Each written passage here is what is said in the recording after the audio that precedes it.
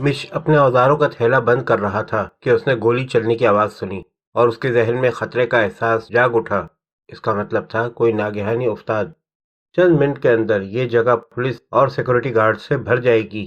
اس نے control room کی light بند کر دی اور اوزاروں کا تھیلا وہیں چھوڑ کر تنگ گلی کی طرف چلا۔ اسی وقت دوسرے فائر کی آواز آئی۔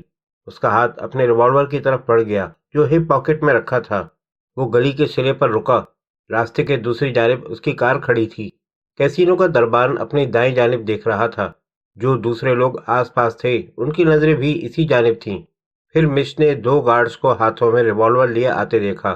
وہ بھی داہنی طرف بھاگتے چلے گئے۔ مش نے اپنی کار استعمال کرنے کا خیال ترک کر دیا۔ وہ بائیں جانب گھوم گیا۔ آخر یہ کیا ہو گیا؟ وہ سوچ رہا تھا۔ کچھ ہی دور گیا تھا کہ ایک آواز آئی، اسی طرح چلتے رہو، میں تمہارے ساتھ ہوں۔ اس نے پہچان لیا، یہ چانڈلر کی آواز تھی۔ کچھ آگے جا کر وہ سامنے آ گیا۔ کیا ہوا؟ مش نے پوچھا۔ خاموش رہو، چانڈلر کا جواب تھا۔ اس کا چہرہ سفید پڑا ہوا تھا۔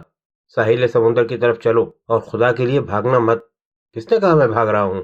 مش نے کہا۔ بات کیا ہوئی؟ مگر چانڈلر نے کوئی جواب نہیں دیا۔ وہ تیزی سے چلتے ہوئے ساحل سمندر پر پہنچ گئے۔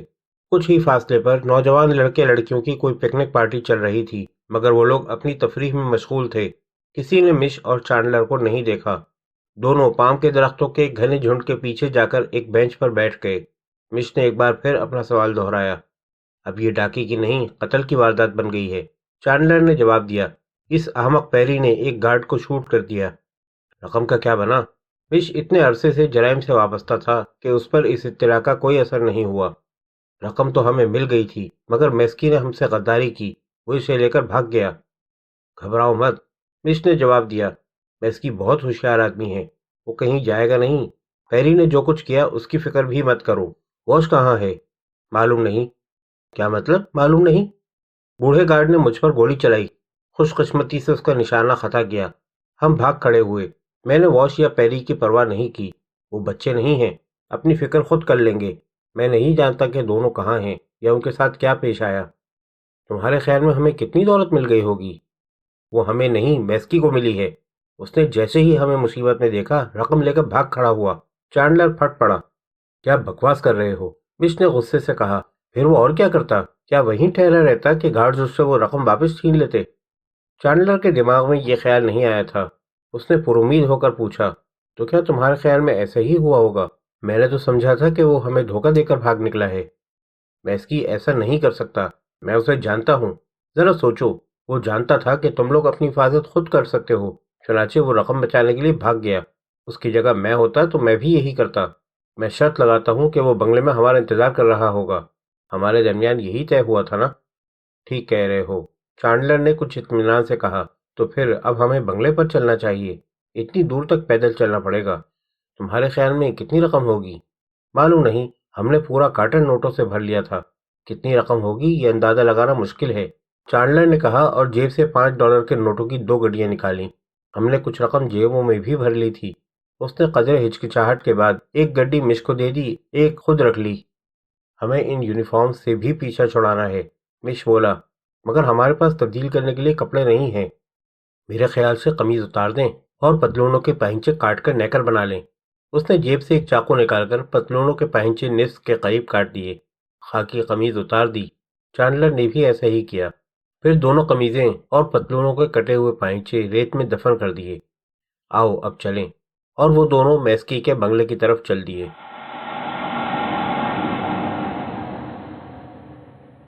پیری بھی بچ کر نکل آیا تھا، مگر وہ سوچ رہا تھا کہ اسے بوڑھے گارڈ کو بھی ہلاک کر دینا چاہیے تھا۔ اب وہ پولیس کو ان تینوں کا حلیہ بتا دے گا۔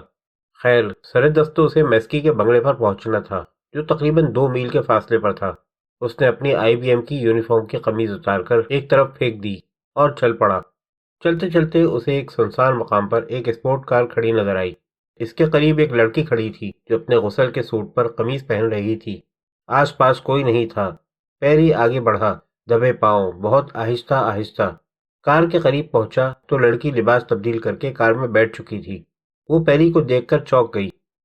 ہیلو بیبی، پیری مسکرایا اور اپنا ریوالور نکال کر لڑکی کے گال سے لگا دیا۔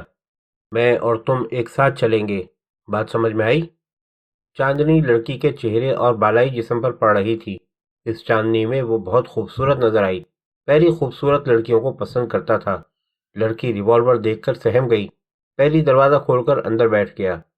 چلو کار سٹارٹ کرو، اس نے کہا۔ کہاں جانا ہے یہ میں بعد میں بتاؤں گا۔ لڑکی جانتی تھی کہ وہ سخت خطرے میں ہے۔ اس نے دھڑکتے دل کے ساتھ انجن سٹارٹ کیا اور آگے چل دی۔ تم جیسی حسین لڑکی یہاں ساحل سمندر پر اکیلی کیا کر رہی تھی؟ پیری نے پوچھا۔ لڑکی نے کوئی جواب نہیں دیا تو وہ پھر بولا، تمہیں ڈرنے کی ضرورت نہیں ہے۔ تمہارا نام کیا ہے بیبی؟ لڑکی نے پھر بھی کوئی جواب نہیں دیا۔ خوف کے مارے وہ بولنے سے قاصر تھی۔ پیری نے اپنا ہاتھ لڑکی کے گھٹنے پر رکھ دیا۔ لڑکی سہم کر سمٹی۔ کار چکرائی، ایک سائیڈ پر چلی، مگر لڑکی نے اس پر قابو پا کر روڈ پر لے لیا۔ پیری نے گالیاں بکتے ہوئے اپنا پیر آگے بڑھایا اور بریک دبا کر کار روک لی۔ کار کی ہیڈ لائٹس کی روشنی میں سڑک بالکل تاریک اور سنسان پڑی ہوئی تھی۔ پیری نے ہیڈ لائٹس کا سوئچ آف کر دیا۔ گردن پکڑ کر لڑکی کو ایک جھٹکا دیا۔ کیا بات ہے بیبی، مجھ سے ڈر رہی ہو؟ اس نے پوچھا اور ایک ہلکا سا قہقہا لگایا۔ لڑکی کو اس ہنسی نے اتنا خوفزدہ کر دیا کہ وہ چیخنے لگی اور ساتھ ہی مزاحمت کرتے ہوئے پیری کے سینے اور چہرے پر گھوسے مارنے لگی۔ پیری نے گالیاں بکتے ہوئے ریوالور نیچے ڈال دیا اور دونوں ہاتھوں سے لڑکی کو دبوچ لیا۔ لڑکی اس کی طاقت کا مقابلہ نہیں کر سکتی تھی۔ پیری نے ایک ہاتھ سے لڑکی کا گلا پکڑ لیا اور دوسرے ہاتھ سے کلائیاں قابو میں کر لی۔ لڑکی نیم بے ہوش ہو گئی۔ اس کے جسم کی قربت نے پیری کی ہوس جگا دی۔ اس نے دروازہ کھول کر لڑکی کو باہر دھکا دیا۔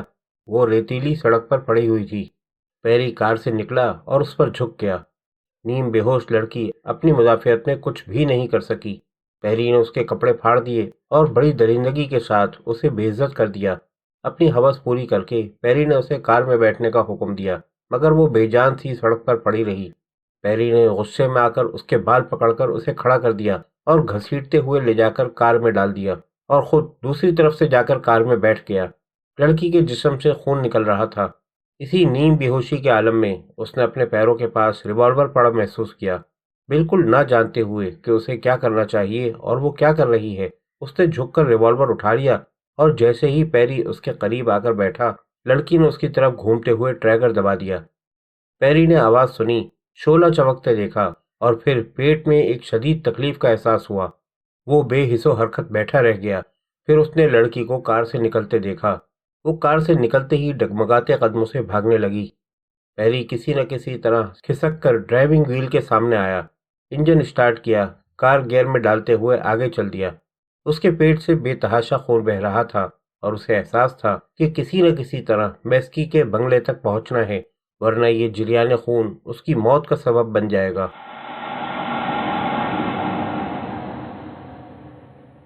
میسکی نے بیوک کار اپنی بنائی ہوئی پناہ گاہ میں کھڑی کی۔ اسے سانس لینے میں بڑی دشواری محسوس ہو رہی تھی۔ وہ اب واقعی گھبرایا ہوا تھا۔ سینے کے شدید درد نے اسے چونکا دیا تھا۔ وہ محسوس کر رہا تھا جیسے بے ہوش ہونے والا ہو۔ وہ پاگل تھا۔ اس نے خود سے کہا کہ کارٹن کو خالی کیے بغیر اٹھانے کی کوشش کی۔ اب اسے آرام کی شدید ضرورت تھی۔ یہاں اپنی خفیہ پناہ گاہ میں وہ بالکل محفوظ تھا۔ صرف اتنا کرنا تھا کہ غار میں جا کر آرام سے بستر پر لیٹ جائے۔ مگر جب اس نے کار سے نکلنے کے لیے دروازہ کھولا تو اس کے سینے میں درد کی ایک تیز لہر سی اٹھی۔ وہ سیٹ پر گر گیا، دونوں ہاتھوں سے دل کو تھام لیا۔ ایک لمحے کے لیے یہ خوفناک خیال آیا کہ وہ مر رہا ہے۔ وہ اسی حالت میں سیٹ پر لیٹا رہا۔ آہستہ آہستہ درد کم ہوتا گیا۔ اسے احساس ہوا کہ اسے دل کا دورہ پڑا ہے۔ اسے غصہ آ رہا تھا۔ اتنی منصوبہ بندی، اتنے خطرات اٹھانے کے بعد جب $2 ملین اس کی دسترس میں تھے، اس کا یہ حال ہو رہا تھا۔ وہ 1 گھنٹے سے زیادہ دیر تک یوں ہی پڑا رہا۔ اسے ڈگی میں رکھی ہوئی دولت کا خیال آیا۔ اب شاید کوئی امید نہیں تھی کہ وہ اسے غار تک لے جا سکے۔ خود اس کا غار میں جانا ضروری تھا کہ وہاں اس کی دوائیں رکھی ہوئی تھیں۔ طبیعت بحال ہونے کا انتظار کرتے ہوئے اسے اس نوجوان کا خیال آیا جسے اس نے گولی مار دی تھی۔ اس کی لاش کب تک دریافت ہوئے بغیر وہاں پڑی رہ سکتی ہے؟ پولیس کو جب بھی لاش ملے گی وہ اس قتل کو کیسینو کی چوری سے منسلک خیال کرے گی۔ اس خیال کی تصدیق کے لیے وہاں ٹرک بھی موجود ہوگا۔ اس نے سوچا کہ دوسرے بچ نکلنے میں کامیاب ہوئے ہیں یا نہیں۔ اگر ان میں سے کوئی پکڑا جاتا ہے تو کیا وہ اپنا منہ بند رکھ سکے گا یا سب کچھ بتا دے گا؟ کیا وہ پولیس کو اس کے حلیے سے آگاہ کر دے گا؟ طبیعت ذرا بہتر ہوئی تو وہ کار سے باہر آیا، بہت آہستہ قدموں سے غار کی طرف چلا۔ دوا کھانے اور ایک رات آرام کرنے کے بعد وہ شاید کل اس قابل ہو جائے کہ بیبک کی ڈگی سے رقم نکال کر غار میں لا سکے۔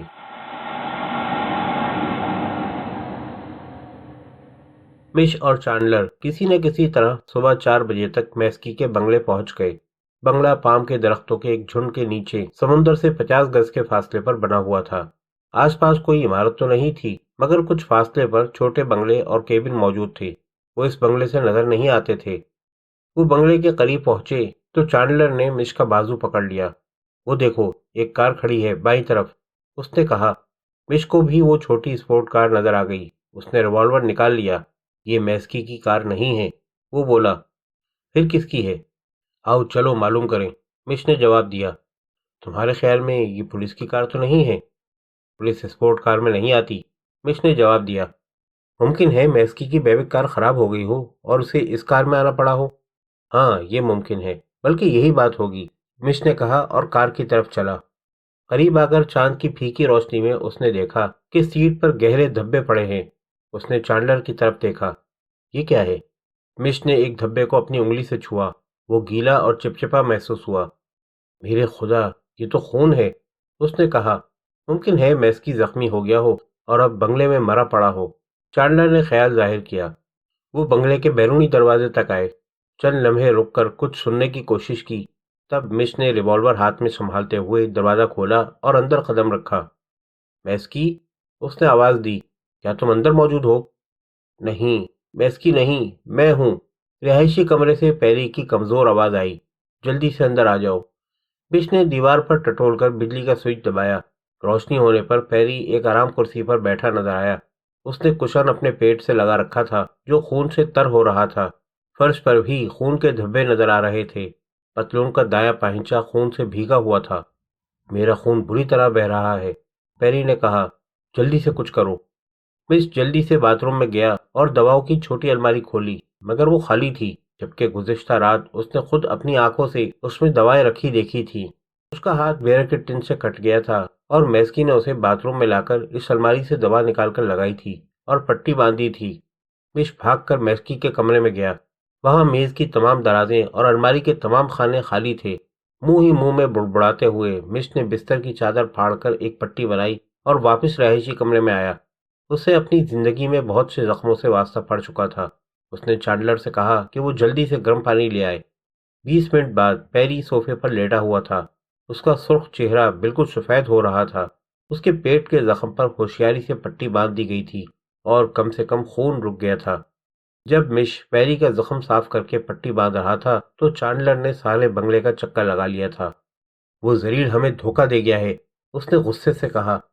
اس کار کو سامنے سے ہٹا دو، پیری آنکھیں کھولتے ہوئے بولا، اور کہیں چھوڑ آؤ اگر پولیس نے دیکھ لیا۔ وہ کمزوری کے سبب اپنی بات مکمل نہیں کر سکا اور دوبارہ آنکھیں بند کر لیں۔ مش اور چانڈلر نے ایک دوسرے کی طرف دیکھا۔ ٹھیک کہہ رہے ہو، مش نے کہا۔ اسے کسی نے بھی دیکھ لیا تو پولیس کو آنے میں دیر نہیں لگے گی۔ وہ حرامی ہمیں دھوکہ دے گیا، چانڈلر نے دوبارہ کہا۔ ایک وقت میں ایک کام، پہلے اس کار سے پیچھا چھڑاؤ، مش نے جواب دیا۔ چانڈلر ہچکچایا مگر پھر بنگلے سے نکل گیا۔ مش نے کھڑکی سے اسے کار لے جاتے دیکھا۔ اسے ایک کمرے میں وسکی کی آدھی بوتل مل گئی۔ اس نے ایک گلاس میں تھوڑی وسکی انڈیلی اور پیری سے پینے کو کہا۔ پیری نے جلدی سے گلاس خالی کر دیا۔ اس چڑیل نے مجھے گولی مار دی، وہ بڑبڑایا اور پھر بے ہوش ہو گیا۔ ایک بک شیلف پر ریڈیو رکھا تھا۔ مش نے اسے آن کر دیا، پھر کچن میں جا کر ایک بالٹی میں گرم پانی لایا اور کپڑا گیلا کر کے رہائشی کمرے سے خون کے تمام داغ صاف کر دیے، کرسی بھی صاف کر دی۔ اچانک ریڈیو سے نشر ہونے والے موسیقی کے پروگرام کے درمیان ایک آواز بلند ہوئی۔ کیسینو پر ڈاکے کے سلسلے میں پولیس نے 3 آدمیوں کا حلیہ معلوم کر لیا ہے۔ یہ آدمی پوچھ گچھ کے لیے مطلوب ہیں۔ اس کے بعد مش، چانڈلر اور پیری کا حلیہ بڑی صحت کے ساتھ نشر کیا گیا۔ یہ آدمی خطرناک ہیں، اگر کسی کو کہیں نظر آئیں تو نمبر 7777 پر paradise city police head quarter کو اطلاع دیں۔ گویا اس بوڑھے گارڈ نے پولیس کو ان سب کا ٹھیک ٹھیک حلیہ بتا دیا۔ مش نے سوچا اور ریڈیو بند کر دیا۔ تھوڑی وسکی پی کر وہ کچن میں گیا۔ فریج اور کھانے کی الماری بالکل خالی تھی۔ مش کو بھوک لگ رہی تھی۔ وہ رہائشی کمرے میں واپس آیا اور پیری کو غور سے دیکھا۔ اس کے پیٹ میں گولی لگی تھی۔ اس نے آنتوں کو نقصان پہنچایا تھا۔ مش جانتا تھا کہ پیری کو اسپتال کے علاج معالجے کی فوری ضرورت تھی، مگر اس کا کوئی سوال ہی پیدا نہیں ہوتا تھا۔ پھر اس کی یہ کہنے کا کیا مطلب تھا کہ اس چڑیل نے یعنی ایک لڑکی نے اسے گولی مار دی؟ مش نے تھوڑی وسکی اور پی، پھر سگریٹ سلگایا۔ اس نے دیکھا کہ پیکٹ پہ 2 سگریٹ باقی رہ گئے ہیں۔ 20 منٹ بعد چانڈلر بھی واپس آ گیا۔ اس نے بتایا کہ وہ کار کو ساحل سمندر پر ایک ریت کے ٹیلے کی آڑ میں چھوڑ آیا ہے۔ اس نے مشورہ دیا کہ بنگلہ چھوڑ کر انہیں اپنے اپنے ہوٹل واپس چلے جانا چاہیے اور وہاں حالات کے سازگار ہونے کا انتظار کرنا چاہیے۔ یہ اچھی بات تھی کہ وہ کیسینو سے $5 کے نوٹوں کی 2 گڈیاں نکال لائے تھے۔ اس طرح اب ان کے پاس کچھ رقم تو ہے۔ کوئی چانس نہیں دوست، مش نے کہا۔ ابھی آدھے گھنٹے پہلے ریڈیو سے ہمارا حلیہ نشر ہو چکا ہے۔ ہوٹل واپس جانے یا شہر سے باہر نکلنے کی کوئی امید نہیں۔ ہمیں اس بنگلے میں رہنا ہوگا، اس طرح شاید بچ جائیں۔ تمہارے خیال میں میسکی واپس آئے گا؟ چانڈلر نے پوچھا۔ نہیں، اس نے ہمیں احمق بنا دیا ہے۔ میں حقیقت میں اس پر اعتماد کرتا تھا، مگر اس نے دھوکہ دیا۔ اگر وہ کہیں مجھے مل گیا تو دیکھتے ہی گولی مار دوں گا۔ کبھی کبھی ایسا بھی ہوتا ہے دوست، مش بولا۔ کم سے کم زندہ تو ہے۔ مجھے کافی نہیں ملی تو پاگل ہو جاؤں گا۔ تو ہو جاؤ، اس بنگلے میں کھانے پینے کی کوئی شے نہیں ہے سوائے اس تھوڑی سی وسکی کے۔ تمہارے پاس سگریٹ ہیں؟ آخری سگریٹ بھی پی چکا ہوں۔ ہم کھانے کے بغیر تو زندہ نہیں رہ سکتے، مگر باہر نکلتے ہی دھر لیے جائیں گے، مش نے کہا اور کچھ سوچ کر پوچھا۔ اس شہر میں تمہارا کوئی دوست ہے؟ کوئی ایسا فرد جو طرح طرح کے سوالات پوچھے بغیر ہمارے لیے کھانے پینے کی چیزیں لا سکے؟ اور تب چانڈلر کو لولیٹا یاد آئی۔ کیا وہ مدد کرے گی؟ کیا اس نے بھی ریڈیو پر حلیہ سن لیا ہے؟ اگر وہ اس سے رابطہ قائم کرے تو لولیٹا پولیس کو خبر تو نہیں کر دے گی؟ اس نے فیصلہ کیا کہ وہ اس پر بھروسہ کر سکتا ہے۔ اس کا بھی پولیس سے واسطہ پڑتا رہتا ہے، کسی سنگین جرم کے سلسلے میں نہیں، مگر کچھ معمولی باتوں کے سلسلے میں پولیس اسے پریشان کرتی رہتی ہے۔ ہاں، ایک لڑکی ہے تو، اس نے جواب دیا۔ ممکن ہے وہ مدد کر سکے۔ کیا یہاں کا فون کام کر رہا ہے؟ دیکھ لو، امید تو ہے۔ چانڈلر نے ریسیور اٹھایا۔ ڈائلنگ ٹون سن کر اطمینان ہوا۔ اس نے ذہن پر زور دے کر لولیٹا کا فون نمبر یاد کیا اور پھر اسے ڈائل کیا۔ خاصی دیر گھنٹی بجتی رہی، پھر لولیٹا کی آواز ابھری۔ ہیلو، کون؟ چانڈلر نے مش کی طرف دیکھ کر اسبات میں سر ہلایا اور پھر اپنی پاٹدار آواز میں بولنا شروع کر دیا۔